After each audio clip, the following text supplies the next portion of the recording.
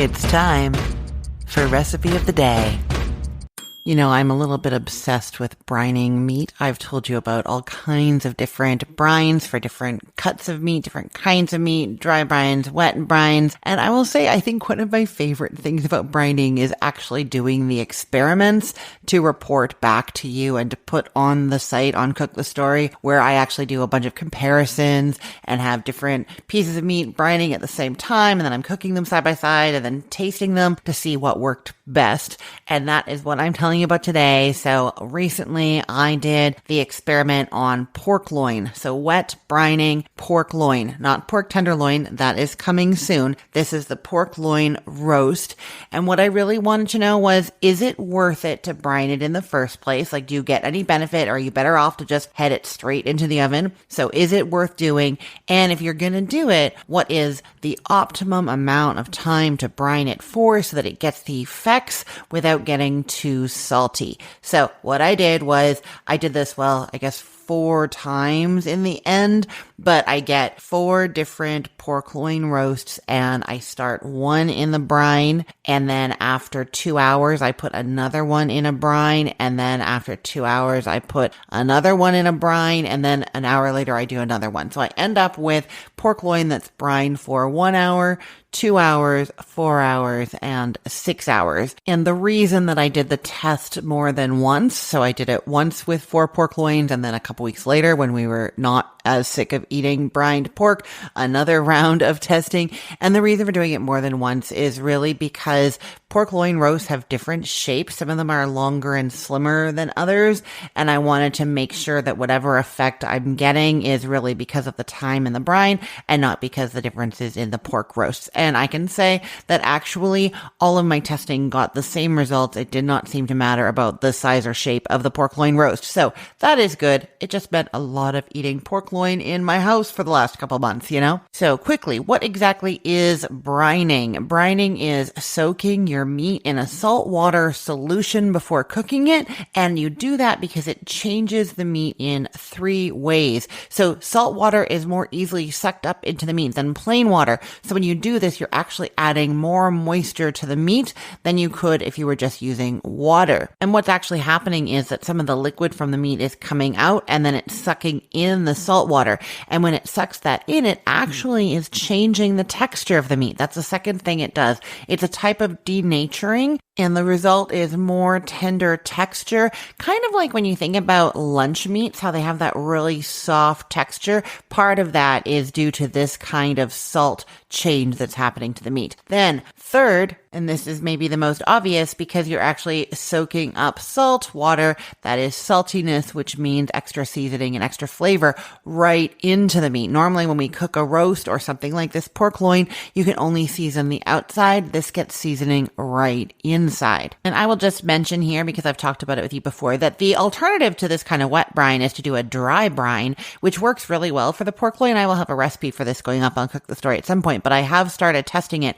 You basically put like a plate or a baking sheet with a rack over top of it, and then your pork loin on top of that, and you salt it really liberally all on the outside, and then that goes in the fridge for, it's going to be, we're not exactly sure yet what the optimal amount of time. It's like 4 to 12 hours, somewhere in there. And the salt actually does penetrate and have some of the same effects as a wet brine. And some people like the dry brine better because you don't need a container with the water to keep that roast in, and it has to be cold. So the dry brine can be a great alternative, but that's not what I'm talking about now. Let's get back to our wet brine. So my standard brine recipe is 4 cups of cold tap water with 6 tablespoons of Diamond Crystal kosher salt, if you're using that. If you're using Morton's kosher salt, it's 4.5 tablespoons. And if you are using a fine salt, like a table salt or a fine sea salt, then it's 3 tablespoons. And the reason for the difference is that the salt crystals are different sizes, and so you get a different amount of salt depending on what kind of salt you're using. Now, a lot of people put other ingredients in their brines, but I have tested this previously back when I was doing the chicken breast testing, and it's really hard for flavors to penetrate through. Even with turkey. I have done this with turkey and put different flavorings in the liquid. I've steeped the flavorings in water and then chilled it and then put the turkey in there, and the flavors do not come through very well at all. The exception is garlic powder and onion powder. You put like a big scoop of that in there after you've dissolved the salt, so you can tell that the salt is dissolved. Add a scoop of onion powder or garlic powder.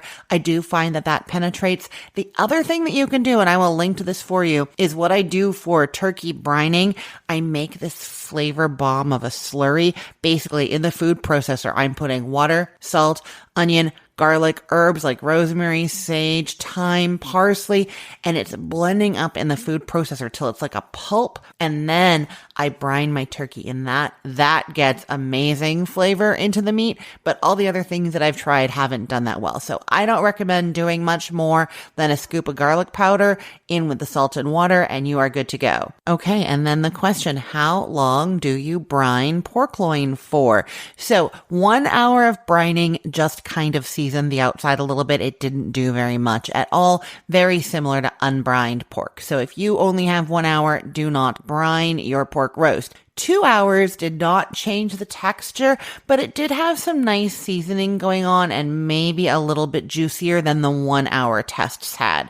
Now, 4 hours is where the sweet spot really was. There is definitely a texture change. It's definitely less dry. It is salted throughout. Very juicy, very good. I will say that I did find it a little bit too salty. Like, fine, especially if there's other side dishes and things going on, you're not going to find it too salty. But if you're eating it by itself, or if you are sensitive to salt, I think the 4 hours is going to be too much and you want to go more like 3 hours. I, of course, also did the 6 hour test, and that had the biggest texture change. It was seriously like a processed pork lunch meat kind of thing, but it was definitely too salty. So I am saying that the optimum amount of time is 3 to 4 hours. So you're mixing together your brine mixture, the water and the salt, maybe some garlic powder. You are putting your pork loin roast in there. It should be fully submerged in the liquid. You might have to make extra brine. Like if your container is kind of wide and then you add the liquid and you put the pork in and the water is not completely coming over, make another 2 cups of the brine and pour it over. Or you get a narrower container that fits your pork roast, and then that will help that brine cover the whole thing as well. So you're fully submerging it. It is going in the fridge for your 4 hours. And then you take the pork out of the brine, pat it dry with some paper towels, and cook it however you are going to cook it.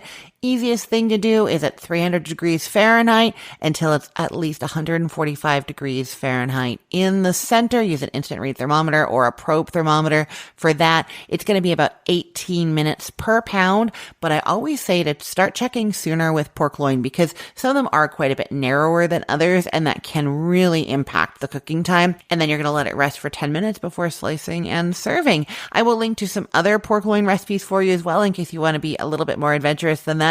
But that is how to make a delicious, juicy, brined pork loin. I will put the link to this recipe in the show notes for this podcast episode, or you can head to cookthestory.com/ROTD and get it there. Everything there is arranged by date, so it's helpful to know that today is June 19th of 2025. And I have a favor to ask of you. If you make this recipe and you like it, or if you make any of the recipes from my site and you like them, I would really appreciate it if you would leave a 5-star rating and a comment. The comment, I love seeing that you're making my food, my recipes. It makes my day to read that, get your feedback, really, really helpful. The rating is really there for Google and to help people find my website. When they search for something online, they see those 5 stars there, and then they're more likely to click over and become part of our delicious food community over at Cook the Story and on my sister site, The Cookful. I am Christine Pittman from cookthestory.com, thecookful.com, the all-new chicken cookbook, and from this podcast recipe of the day.